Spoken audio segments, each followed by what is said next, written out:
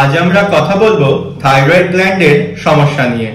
আপনি যদি আপনার পরিবারের লোকদের মধ্যে খবর নেন বা পাড়া প্রতিবেশীদের মধ্যে খবর নেন, তাহলে দেখতে পাবেন অনেকেই কিন্তু এই থাইরয়েড গ্ল্যান্ডের সমস্যাতে ভোগেন।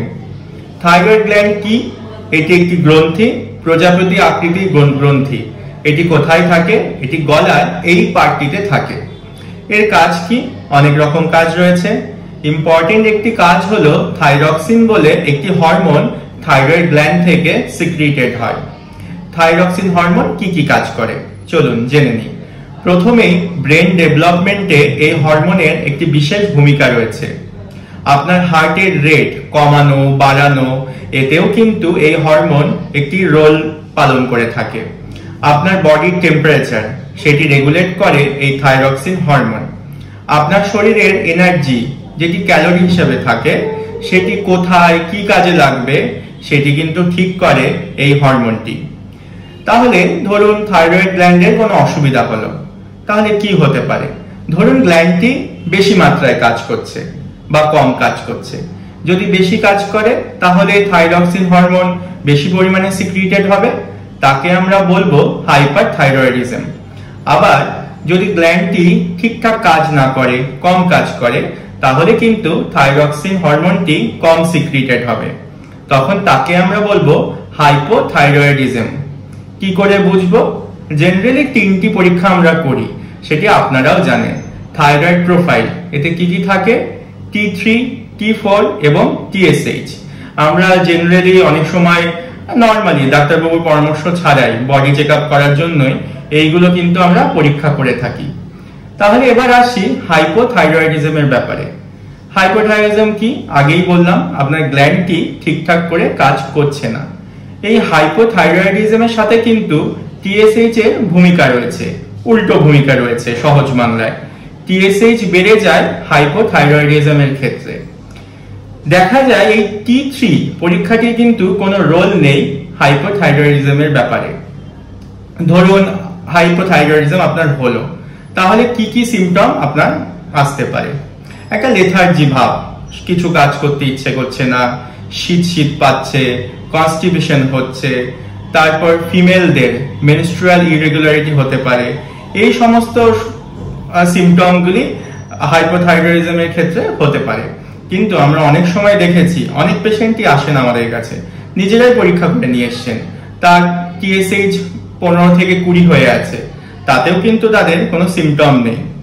ইন জেনারেল আমরা যদি TSH এর ভ্যালু 10 এর কম হয়, তাহলে আমরা কোনো মেডিসিন দিই না। আমরা লক্ষ্য রাখি 2 মাস 3 মাস ছাড়া পরীক্ষা করে দেখি, তারপর যদি প্রয়োজন হয় তাহলে কিন্তু আমরা তাদেরকে ওষুধ দিয়ে থাকি। একটি মিসকনসেপশন রয়েছে এই ব্যাপারে, সেটি হলো হাইপোথাইরয়েডিজম হলে পেশেন্ট মোটা হয়ে যায়। এটি কিন্তু একটি মিসকনসেপশন। আগেকার দিনে কি হতো, অনেক মোটা পেশেন্টদেরকে থাইরয়েডের ওষুধ দেওয়া হতো তাদের ওজন কমানোর জন্য। এখন কিন্তু আমরা সেটিকে একদম বন্ধ করে দিয়েছি। এবার জেনে নেব ম্যানেজমেন্টটি কি হবে। প্রথমে এলট্রক্সিন বা থাইরক্সিন বলে একটি ট্যাবলেট আমরা পেশেন্টদেরকে প্রেসক্রাইব করি। পার কেজি বডি ওয়েট হিসাবে আমরা ক্যালকুলেট করে নিই, আপনার ডাক্তারবাবু আপনাকে বলে দেবে সেটা।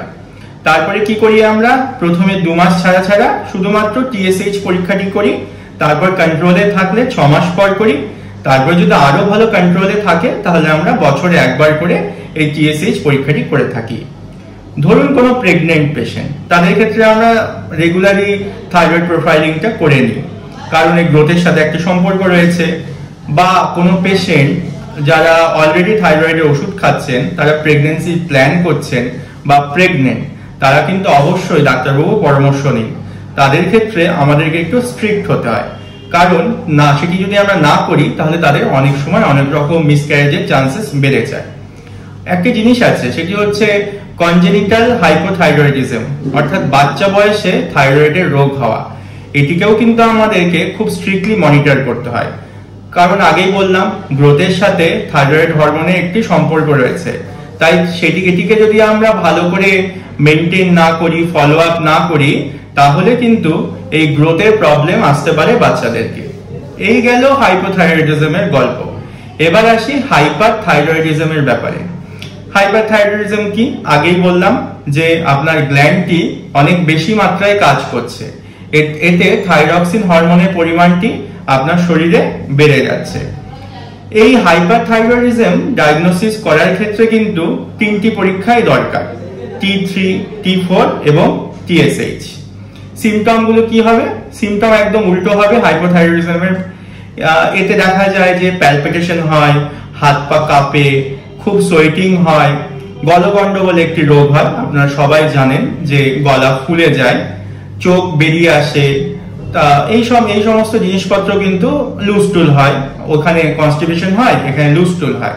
এই সমস্ত সিমটম কিন্তু আমাদের হাইপারথাইরয়েডিজমের ক্ষেত্রে আমরা দেখে থাকি। তাহলে এর চিকিৎসা কি হতে পারে? চিকিৎসা 3টি।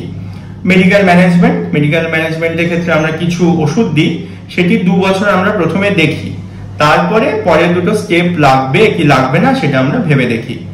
পরের দুটো স্টেপ কি? একটি সার্জিক্যাল ইন্টারভেনশন, অর্থাৎ থাইরয়েড গ্ল্যান্ডটিকে কেটে আমরা বাদ দিয়ে দিলাম, তাতে অনেক সময় প্রবলেম সলভ হয়ে যায়। আরেকটি হয় রেডিও আয়োডিন থেরাপি। এই রেডিও আয়োডিন থেরাপি করে থাইরয়েড গ্ল্যান্ডটিকে ইনঅ্যাক্টিভ করে দেওয়া হয় এবং তার ফলেও কিন্তু প্রবলেম সলভ হয়ে যায়। এবার আরেকটা জিনিস জেনে রাখা খুব জরুরি, জেনারেলি থাইরয়েডের ওষুধ শুরু করলে সেটি লাইফ লংই চালাতে হয়। সুগার বা প্রেশারের ওষুধের মতো যদি আমরা এই থাইরয়েডের ওষুধ বন্ধ করে দিই হঠাৎ, তাহলে কিন্তু বিপদ হতে পারে। এতে মিক্সিডোমা কমা বা থাইরয়েড স্ট্রোম বলে একটি রোগ হয়, সেটি কিন্তু প্রাণঘাতী হতে পারে। তাই থাইরয়েডের ওষুধ খাওয়া শুরু করলে ডাক্তারবাবুদের পরামর্শ নিন, তারা ঠিক করে দেবে যে আপনার ওষুধটি কি কোনো সময় বন্ধ করা যাবে কি যাবে না। জেনারেলি বন্ধ করা যায় না। এরপর আসা যাক ডায়েটের ব্যাপারে। অনেকেই বলেন থাইরয়েডের অসুবিধা হলে ডাক্তারবাবু আমরা কি খাবো বা কি খাবো না। প্রথমে আসি হাইপোথাইরয়েডিজমের ব্যাপারে। অনেকেই বলেন বাঁধাকপি খাওয়া যাবে না। এক্ষেত্রে একটা কথা বলে রাখি, বাঁধাকপি যতটা পরিমাণে খেলে থাইরয়েডের অসুবিধা হয়, ততটা পরিমাণে বাঁধাকপি কিন্তু আমরা খাই না। তাই আপনি স্বাচ্ছন্দ্যে বাঁধাকপি খেতে পারেন, এতে কোনো অসুবিধা নেই।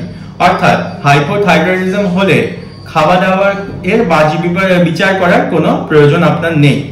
এবার যদি আপনার হাইপারথাইরয়েডিজম হয়, অনেক ক্ষেত্রে আমরা রোগীদেরকে বলে থাকি যে আয়োডাইজ সল্ট কম খেতে, কিন্তু সেটি সব ক্ষেত্রে না, কিছু বিশেষ ক্ষেত্রে। তাই হাইপারথাইরয়েডিজমের ক্ষেত্রেও কোনো ওয়ান লাইনে কিছু বলা যাবে না যে না কোনো কিছু খেতে পারবেন না বা কিছু। তাই ওভারঅল যদি দেখেন ডায়েটের এতে কোনো ভূমিকা নেই, আপনারা সবকিছুই খেতে পারেন। এই গেল আজকের গল্প থাইরয়েডের অসুবিধার ব্যাপারে। এরপরেও যদি আপনারা কিছু জানতে চান তাহলে কমেন্ট বক্সে জানান, আমি চেষ্টা করব যতটা সম্ভব আপনাদেরকে উত্তর দেওয়ার। আর এইরকম ইনফরমেটিভ ভিডিও পেতে সাবস্ক্রাইব করুন আমার ইউটিউব চ্যানেল দ্য লেমেন্স ডক্টর। ভালো থাকুন, সুস্থ থাকুন, সঙ্গে থাকুন।